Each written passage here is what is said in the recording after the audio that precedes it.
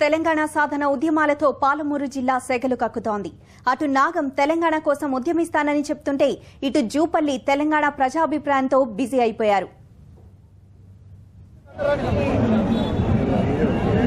తెలంగాణ సాధన కోసం అధిష్టానం నేను సైతం అంటూ జూపల్లి ఉద్యమానికి రెడీ అంటున్నారు.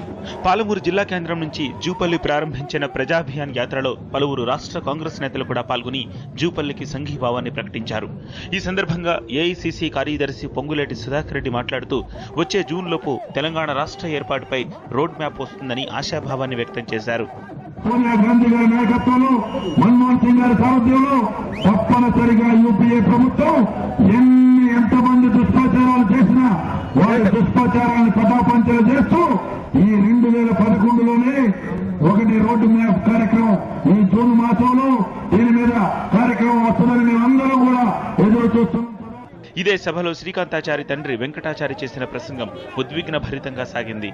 ఆ రోజు కేసీఆర్ గారిని అరెస్ట్ చేయగానే ఇంత పెద్ద కేసీఆర్ గారిని అరెస్ట్ చేస్తున్న ఉద్యమం ఆపుతారేమో అనే ఉద్దేశం మీద మా బాబు తెలంగాణ కోసం ఎల్బీ నగర్ చౌరస్తాలో ఆత్మార్పణ చేసుకోవడం జరిగింది. ఈ 4 కోట్ల జనాలు మా బాబు నమ్మి తెచ్చివ్వలేరు, కానీ మీరు మాకు తెచ్చి పెట్టేది ఒక్కటి ఉన్నది. ఎందుకంటే మా బాబు మా కళ్ళ ముందు లేకున్నా కూడా మేము కళ్ళతో చూసుకోవడానికి ఒక్క తెలంగాణ తెచ్చి పెట్టండి. వచ్చే జూన్లో తెలంగాణ రాష్ట్ర ఏర్పాటుపై స్పష్టమైన ప్రకటన వస్తుందన్న నమ్మకం ఉందని, లేని పక్షంలో ఎంతటి త్యాగాలకైనా సిద్ధమని జూపల్లి ప్రకటించారు.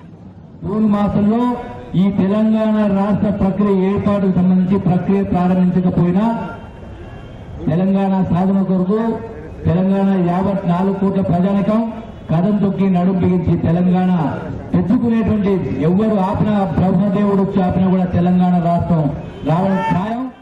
తెలంగాణ ప్రజాభియాన్ ద్వారా తెలంగాణ రావాలన్న ప్రజల ఆకాంక్షను కేంద్ర ప్రభుత్వానికి తెలియజేయడమే పాదయాత్ర ఉద్దేశమని జూపల్లి స్పష్టం చేశారు.